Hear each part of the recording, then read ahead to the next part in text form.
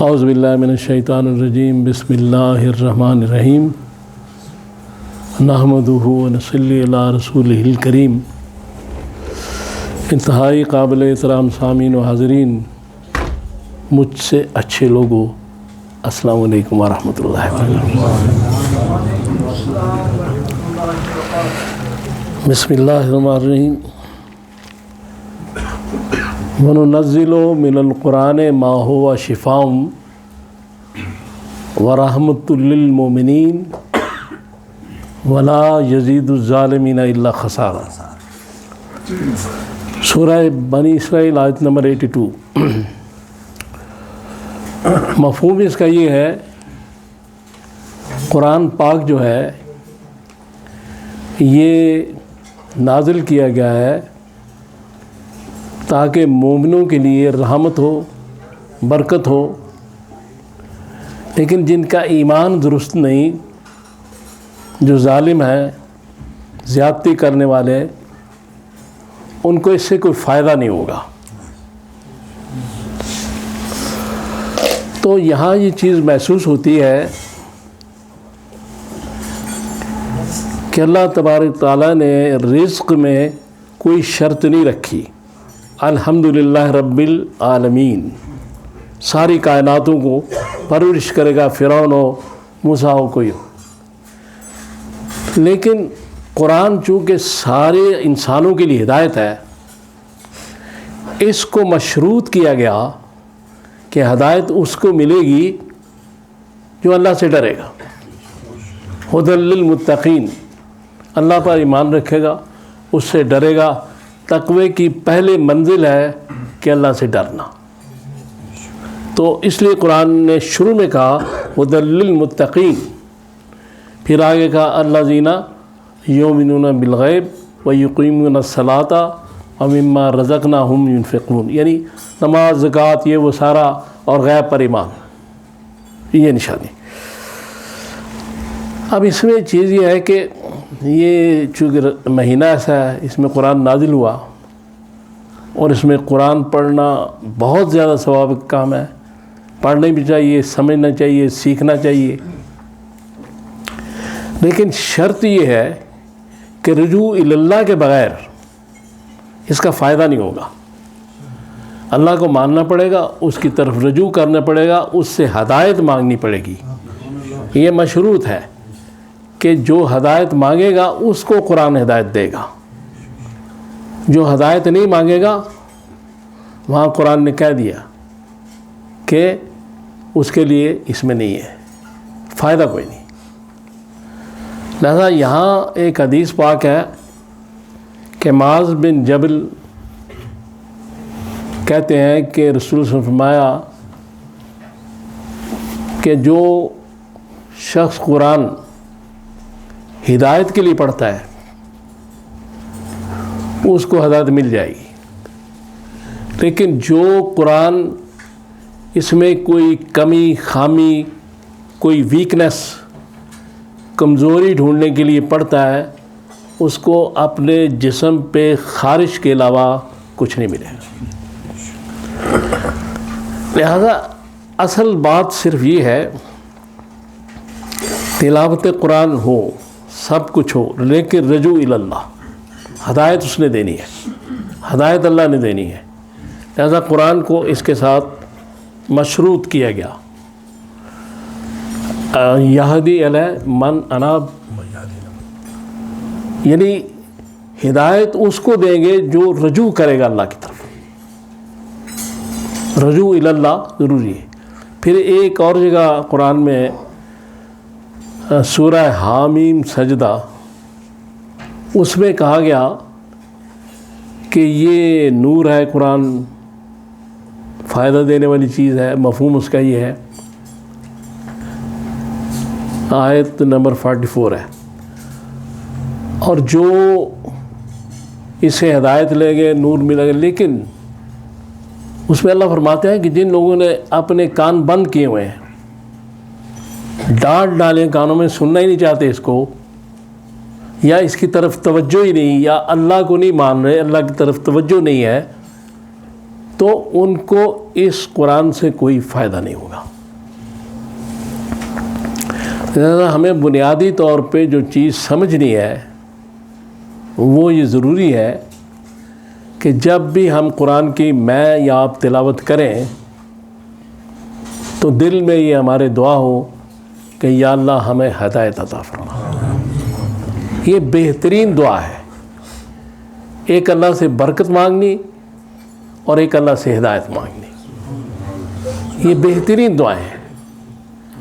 تو اگر ہم قرآن اس مہینے میں پڑھیں، اس کو سمجھیں، اس پہ عمل کریں، اور قرآن نے بار بار اس کی دعوت دی ہے کہ اس پہ تدبر کرو، اس پہ غور کرو، تم اس پہ غور کیوں نہیں کرتے؟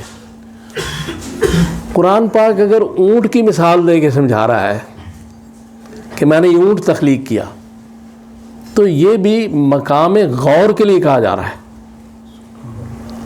کہ اونٹ کیسا ہے، مطلب کتنا اس کا قد ہے، کیا اس کے معاملات ہیں، کتنے دن سفر کر سکتا ہے بغیر کھائے پیے۔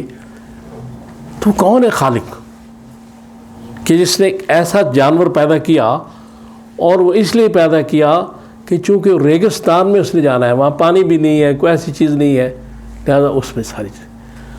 تو یہ قرآن جب پڑھیں تو اس پہ غور بھی ہمیں کرنا ہے کہ اللہ تبارک تعالیٰ جس میں کہہ رہے ہیں، اور جتنا قرآن پہ غور کیا جائے گا اتنا قرآن جو ہے اس سے آپ کو یا مجھے فائدہ ہوگا۔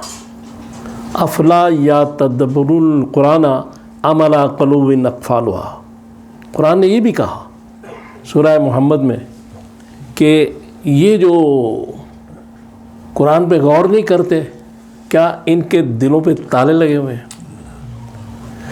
یعنی ذرا اس پہ غور کریں، یہ مقام غور ہے۔ قرآن کی تلاوت بھی ثواب، قرآن کو دیکھنا ثواب، قرآن کو اٹھانا ثواب، قرآن پہ نظر ڈالنا ثواب۔ اگر یہ ساری چیزیں ثواب ہیں تو اگر اس کو سمجھ کے غور کر کے پڑھا جائے گا تو کتنا ثواب ہوگا، وہ ثواب کتنا ملٹی پلائی ہو جائے گا، کتنی اس کو ضرب دی جائے گی۔ سمجھ تو آئے گی نا کہ یہ کیا رہے ہیں، اللہ تعالیٰ کیا فرما رہے ہیں، اس میں ہمیں کیا کہا جا رہا ہے۔ اور جتنا بھی قرآن ہے اس میں جو میں سمجھا ہوں یا جو میرا اپنا ایک اندازہ ہے کہ 70 یا 80% توحید ہے قرآن میں، جگہ جگہ توحید کو بیان کیا گیا۔ اچھا، توحید پہ اگر بات ہی نہ کی جائے تو وہ تو 70-80% تو ختم ہو گئی آیات، اور جو توحید پر بات کرے اس کو کسی خاص فرقے کے ساتھ جوڑ دینا کتنی غیر مناسب بات ہے۔ توحید تو ہر مسلمان کے لیے ایک تمغہ امتیاز ہے اللہ تعالیٰ کی طرف سے، ہر مسلمان کے لیے، بلکہ جس کے ساتھ جوڑتے ہیں پھر ان کی یہ ترجیح اگر بن گئی تو ان کا پھر مقام اونچا ہو جائے گا۔ یہ توحید ایسی چیز ہے۔ تو قرآن اس لیے نازل ہوا کہ میں اور آپ اللہ کی معرفت حاصل کریں، میں اور آپ رسول اللہ صلی اللہ علیہ وسلم کی معرفت حاصل کریں۔